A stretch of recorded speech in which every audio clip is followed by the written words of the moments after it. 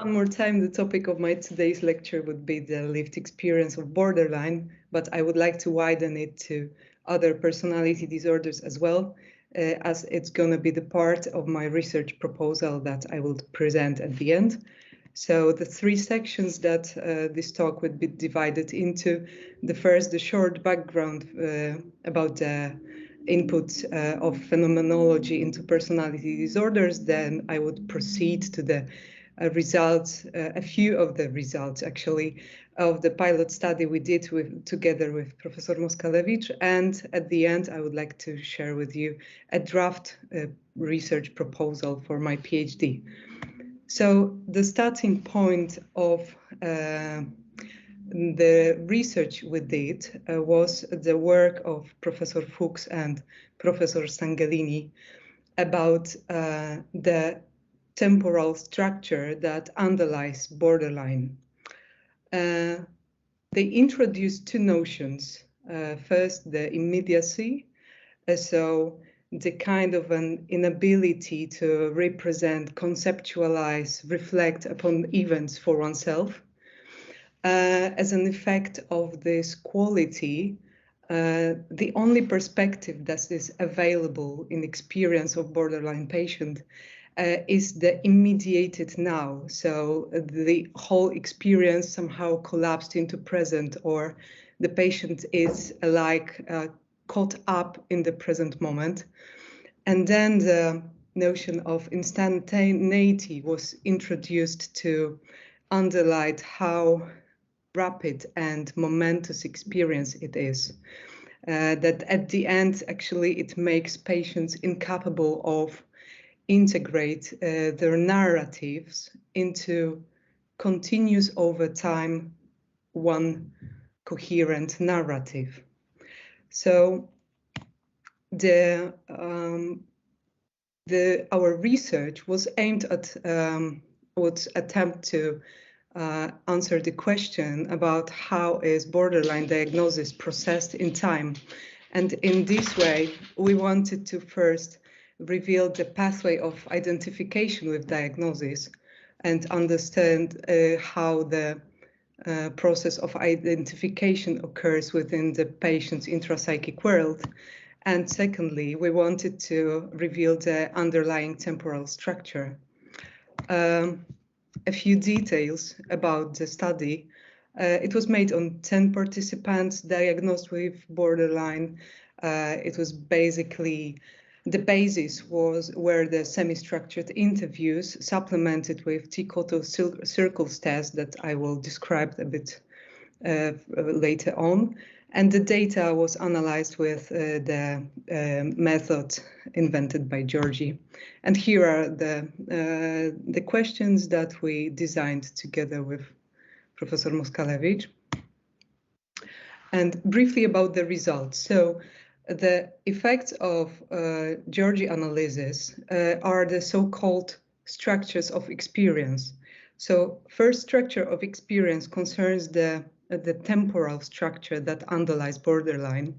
So as you can see on the left, the passage of time is not continuous. The time zones are isolated from each other, so that the present is even more isolated than the past and the future, as it includes in the experience some kind of a sense of a pause, or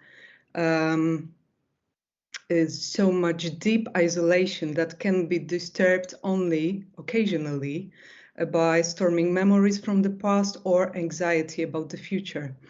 And what you see on the right are the results of the T-Cottle circles test. It is the projective tool that can be then quantitatively measured, but we didn't did this because of the small sample. And the idea is that the patient is asked to imagine himself, his past, present, and future, and somehow draw it, which would be which would reflect the way that he perceives those zones. And as you can see, both through the Georgi analysis and through the analysis of T-total circles test, the passage of time is still not continuous. Secondly, we wanted to reveal how the identification of diagnosis proceeds in time, or how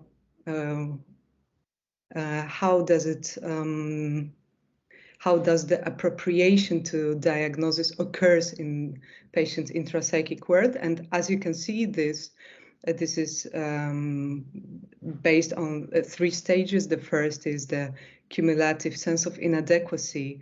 This is the introduction to diagnosis actually, and it starts long before the diagnosis is communicated or the patient gets the first insight into diagnosis.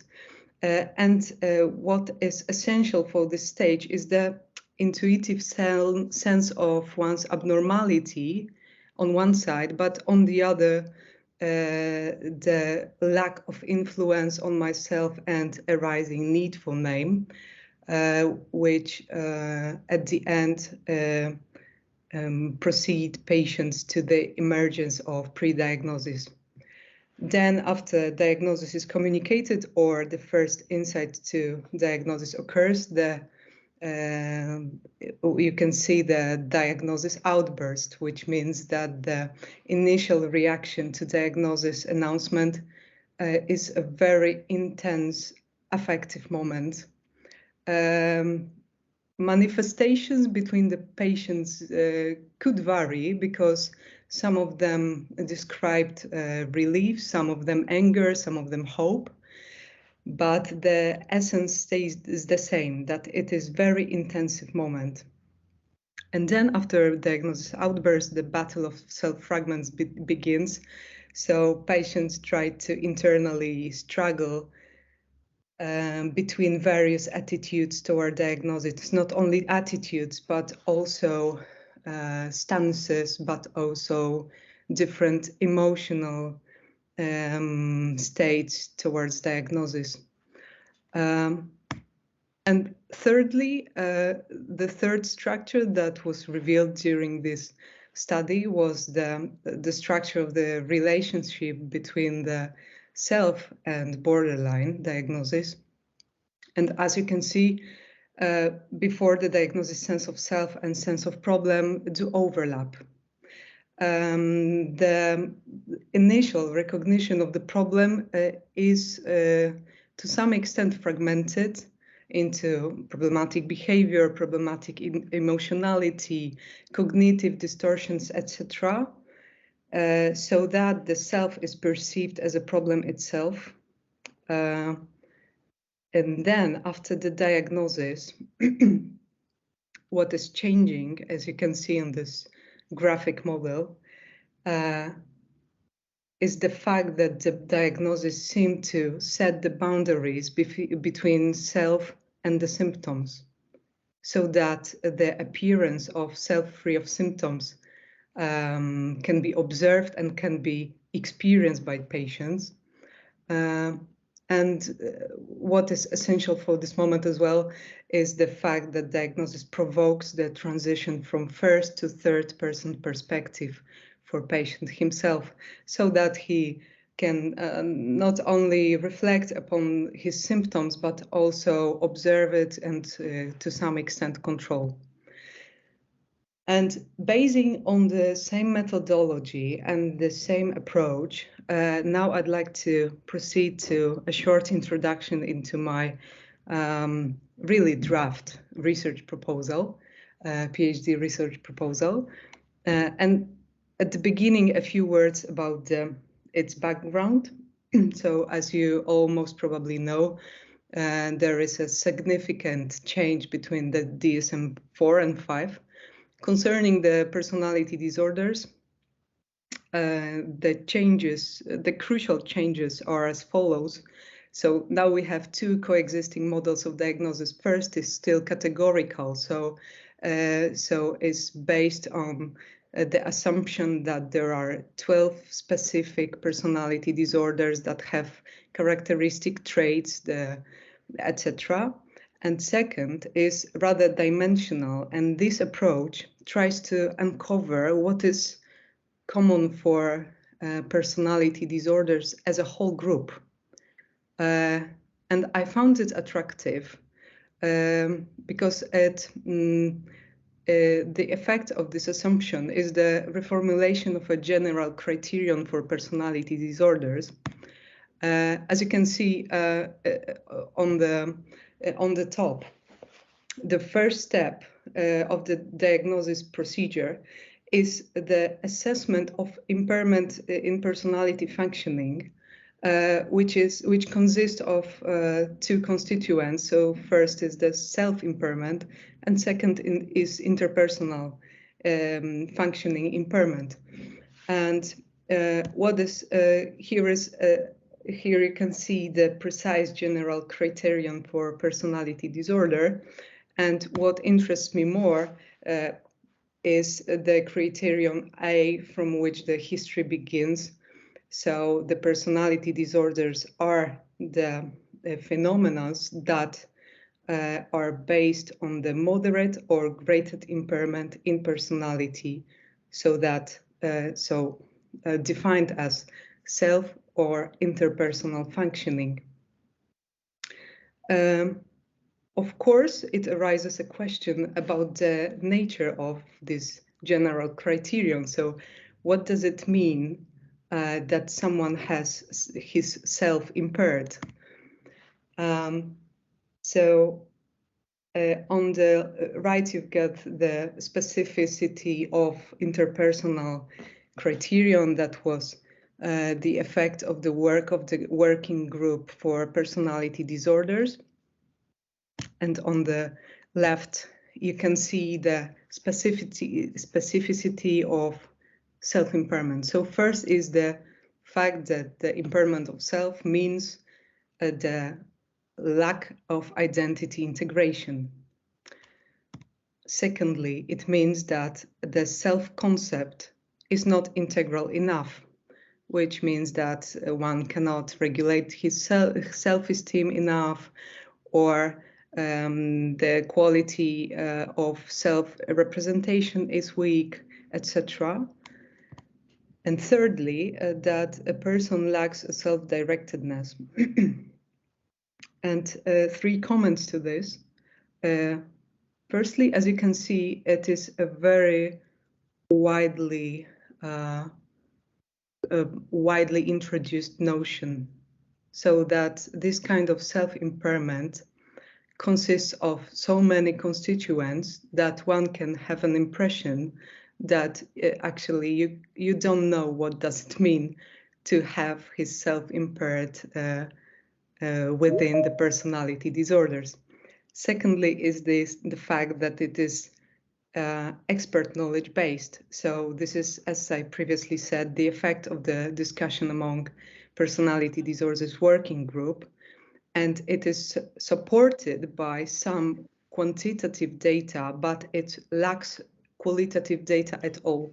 So we do not know how the patient perceive their self actually. And third is the fact that in the introduction to classification, all clinicians and researchers are invited to critical approach to this criterion to verify its accuracy in research and practice. And this is what I would like to do, actually. So my proposal is to state two questions about the nature, the core nature about the core nature of personality disorders. First would concern the self-experience. So actually, what is the nature of self-experience in personality disorders? And secondly, is there a temporal structure underlying personality disorders? Why to explore those two phenomena together, so the self and temporality? So basing an example of this pilot study, it seems that they can be deeply interconnected with each other.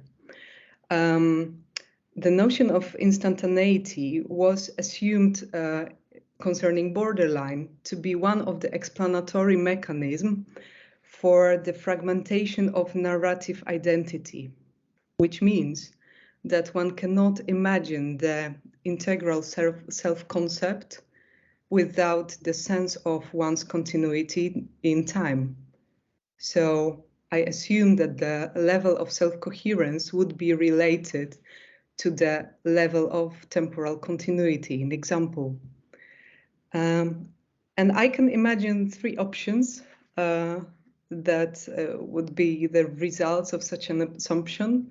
The first is that maybe there is something common about the self-experience and the temporal structure for all personality disorders. So there is a one core by which this group can be seen as homogeneous rather than heterogeneous previously. Secondly, maybe it depends on severity of symptoms. So in this kind of an approach, an example, instantaneity can be seen as a marker for the severity of symptoms. So maybe it can be observed among those who are diagnosed with severe personality disorders, but not among those with mild symptoms. And the third is that maybe it depends on specificity. So an example, instantaneity is something that makes borderline unique, but at the same time cannot be observed among narcissistic personality disorders. So three options, and I'm really curious, and I'm really curious about the commentaries to these. And my proposal of the methods, as previously, I would like to base on what we used, checked, and proved to be effective.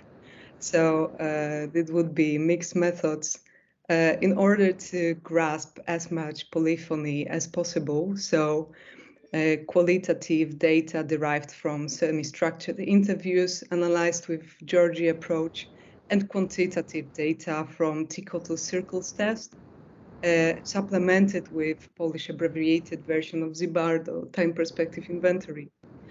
I would like to enroll at least 100 adults diagnosed with personality disorders as a whole group, no matter which kind of specificity and severity. Why? Because the enrolled group, in my aim, should be then afterwards divided into subgroups secondarily if any pattern emerge.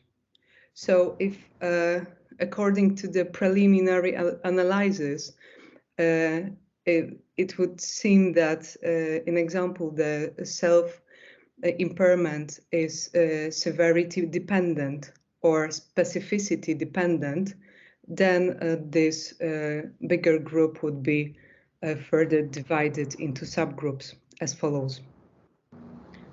The exclusion criteria would be, of course, the early stage of a hospitalization or treatment at all, in order to exclude those patients whose experience can be already altered through the process of psychotherapy or pharmacotherapy. So to summarize the nature of self, I aim to grasp it via interviews. And the temporal structure, and this is the important point, that previously in the pilot study, we addressed the temporal structure directly through the questions in semi-structured interviews. So we asked patients, how do you perceive your past? What do you think about your future? And this time we would like to observe or extract the temporal structure underlying personality disorders indirectly through interviews. So an example, we'd like to look for temporal properties in the narratives concerning selves. So look for such a phenomena like loops, omissions, time zones, dominations, etc. And then we'd like to try to objectify it by quantitative data through Zimbardo questionnaire and Tikoto's circles test. And please bear in mind that this is a draft proposal, so I am open to any comment that would make me doubt in this idea. Thank you.